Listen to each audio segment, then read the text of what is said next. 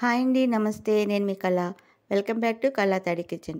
ఈరోజు మన కిచెన్‌లోని అద్భుతమైన రుచితోటి ఒక స్పెషల్ చేపల పులుసుని తయారు చేయబోతున్నాము. ముక్క చెదరకుండా సింపుల్ అండ్ ఈజీ ప్రాసెస్‌లో కమ్మటి రుచితోటి చేపల పులుసుని రెడీ చేసేద్దాము. ముక్కలు ఈ విధంగా మనం కదుపుతూ ఉంటే కనుక ముక్క చెదరకుండా వస్తుంది. చిన్న చిన్న ఈజీ టిప్స్ తోటి చాలా ఈజీ ప్రాసెస్‌లో ఒక స్పెషల్ మసాలా పౌడర్‌తో కూడా నేను ఈ చేపల పులుసుని చూపించబోతున్నాను. దీనికి కావాల్సినటువంటి ఇంగ్రీడియంట్స్ కొత్తిమీర, ఉల్లికాడలు, టమాటాలు, ఉల్లిపాయలు, పచ్చిమిరపకాయలు, అల్లం వెల్లిపాయ పేస్ట్, చింతపండు.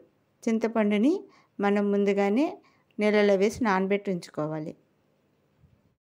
50 గ్రాముల చింతపండుని కడిగేసి నానబెట్టేసి ఇలాగ నీళ్ళల్లోని పక్కన పెట్టేసి ఉంచుకోండి. చేప ముక్కల్ని ఈ విధంగా ఈ సైజులో కట్ చేయించుకున్నానండి నేను. వీటిని శుభ్రంగా 2-3 సార్లు ఉప్పు వేసి కడిగేశాను. తర్వాత ఒక టేబుల్ స్పూన్ పసుపు, తర్వాత కారం, ఒక 3 టేబుల్ స్పూన్ల కారం పడుతుంది. 3 టేబుల్ స్పూన్స్ కారం వేసేసిన తర్వాత సాల్ట్ ఒక 1½ టేబుల్ స్పూన్ సాల్ట్ వేయండి. ఉప్పు ఎక్కువ వేయొద్దు. ముక్కకి ఉప్పు వేస్తే కనుక ముందే బాగా పట్టేస్తే ఉప్పుగా ఉంటుందన్నమాట. అందుకని 1½ టేబుల్ స్పూన్ సరిపోతుంది. తర్వాత అల్లం ఒక 2 టేబుల్ స్పూన్లు వేయండి. తర్వాత ఇప్పుడు ఇవన్నీ కూడా మనము ముక్కకి పట్టే విధంగా బాగా కలిపేసుకోవాలి. ప్రతి ముక్కకి కూడా ఈ ఉప్పు, కారం, పసుపు, అల్లం వెల్లిపాయ పేస్ట్ ఇవన్నీ కూడా బాగా పట్టించేసేయండి. ఇప్పుడు నేను చూపించిన విధంగా కింద నుంచి పైకి ఇట్లాగా కదుపుతూ, మరీ ఎక్కువగా కదిపేసేయకండి. నేను చూపిస్తున్నాను కదా, ఇలా కదిపితే సరిపోతుంది. ముక్కకి ఈ విధంగా మొత్తం అంతా కూడా పట్టే విధంగా కలిపేసుకుని పక్కన పెట్టేసుకోండి. ఇలా అన్నమాట, ఇలా పట్టాలి. ఉప్పు, కారం మొత్తం మసాలా అంతా పట్టేసేయాలి. దీన్ని మనం ఉల్లిపాయలు అవన్నీ కట్ చేసుకుని వేపుకుంటాం కాబట్టి ఈ లోపల ముక్కకి మసాలా అంతా పడుతుంది. ఇప్పుడు నేను చెప్పాను కదా స్పెషల్ మసాలా అని చెప్పేసి, ధనియాలు ఒక స్పూను, జీలకర్ర ఒక స్పూను, యాలకులు 2, లవంగాలు ఒక 5-6 ఉంటాయి, దాల్చిన చెక్క 2 ఇంచెస్ ఒక 3-4, మెంతులు ఒక చిన్న టేబుల్ స్పూన్ వేయండి. ఇలా వేయటం వలన మనకి కూరకి చాలా మంచి టేస్ట్ వస్తుందన్నమాట. చేపల పులుసులో మెంతులు వేస్తే ఆ టేస్టే వేరబ్బా, చాలా చాలా టేస్ట్గా ఉంటుంది. ఈ మసాలాలన్నీ కూడా బాగా వేయించేసుకుని మనము ఫ్రై చేసేసుకుని చిటపట అంటూ సౌండ్ వస్తాయి. సౌండ్ వచ్చే వరకు వేయించుకోండి. అలా వేయించుకొని దాన్ని పౌడర్ చేసి పక్కన పెట్టేసుకుందాము. తర్వాత ఆయిల్ ఒక 150 గ్రామ్స్ ఆయిల్ పడుతుంది. ఆయిల్లోని మనం కట్ చేసుకున్న ఉల్లిపాయలు కూడా వేసేసి బాగా దోరగా వేయించండి. మధ్య మధ్యలో ఇలా కలుపుకుంటూ వేయించుకోవాలి ఉల్లిపాయలని. కొంచెం మగ్గిన తర్వాత మనము పచ్చిమిరపకాయలని నిలువుగా చీల్చుకొని వేసుకోవాలండి. ఒక 5-6 పచ్చిమిరపకాయలు పులుసులోకి బాగుంటాయి అన్నమాట. చేపల పులుసులో పచ్చిమిరపకాయలు చాలా బాగుంటాయి కాబట్టి ఎక్కువే వేసుకోండి. ఇలా నిలువుగా కట్ చేసుకుని పచ్చిమిరపకాయలు కూడా వేసి వేయించేసుకుందాము. ఆ తర్వాత అల్లం వెల్లిపాయ పేస్ట్ 2 టేబుల్ స్పూన్లు వేసాను. ఆల్రెడీ మనం ముక్కకి పట్టించి ఉంచాం కాబట్టి ఒక 2 టేబుల్ స్పూన్లు సరిపోతుంది. ఈ అల్లం కూడా పచ్చివాసన పోయే వరకు బాగా వేయించుకోవాలి. నేను చూపించే విధంగా మీరు చేపల పులుసు చేశారంటే మీకు ఇంట్లో 100 మార్క్స్ పడాల్సిందే. చాలా ఈజీ అండ్ సింపుల్ ప్రాసెస్లో చేస్తున్నాను నేను. మీరు కూడా ఇలాగే చేయండి. ఇందులో స్పెషల్ మసాలా పౌడర్ వేస్తున్నాం కాబట్టి ఇంకా టేస్టీగా ఉంటుందన్నమాట. ఇందాక వేయించుకున్న మసాలా దినుసులన్నీ కూడా ఇలాగ మనం మిక్సీ పట్టేసాము. ఇప్పుడు టమాటా ముక్కలు కూడా వేసేద్దాము. వేసి ఇవి కూడా కలబెట్టేసుకొని చక్కగా వేయించేసేయండి. దోరగా వేగిపోవాలి ఇవన్నీ కూడా బాగా.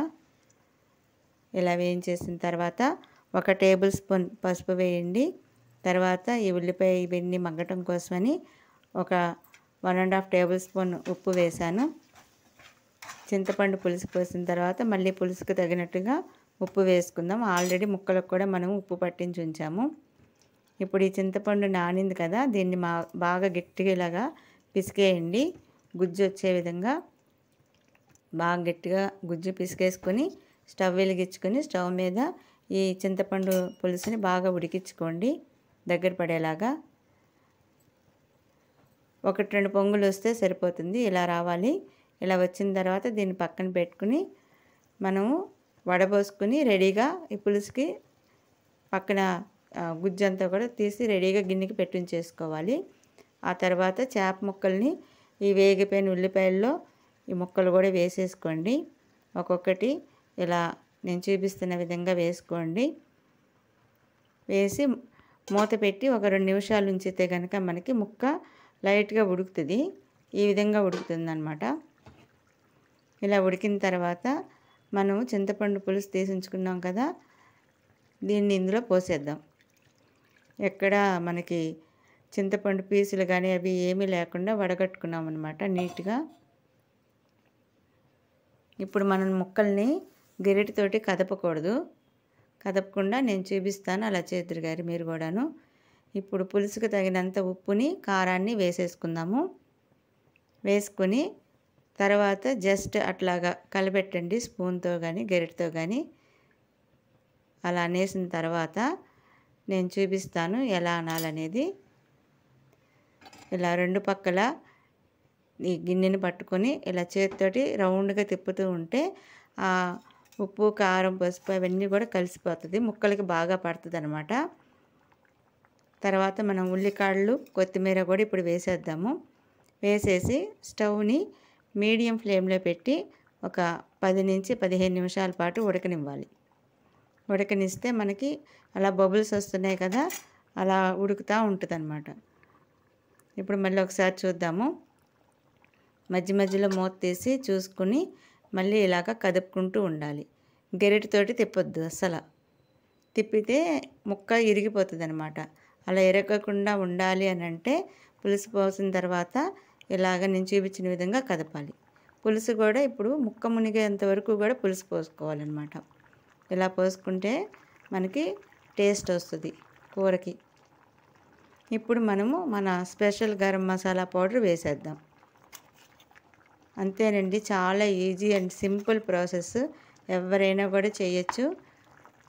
మీకు కూడా ఇంట్లో ఇలాగే చేశారంటే 100 మార్క్స్ మీకు గ్యారంటీ.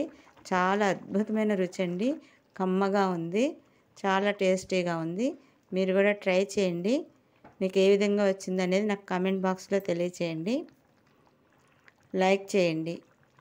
వీడియో చూస్తున్నారు కానీ లైక్ చేయట్లేదండి. లైక్ చేయండి అబ్బా, నాకు కొంచెం ఎంకరేజింగ్గా ఉంటుంది.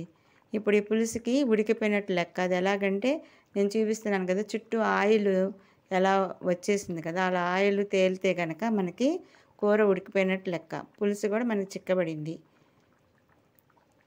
టేస్ట్ అయితే అసలు అమోఘం అండి, అద్భుతంగా ఉంది, చాలా చాలా టేస్టీగా ఉంది.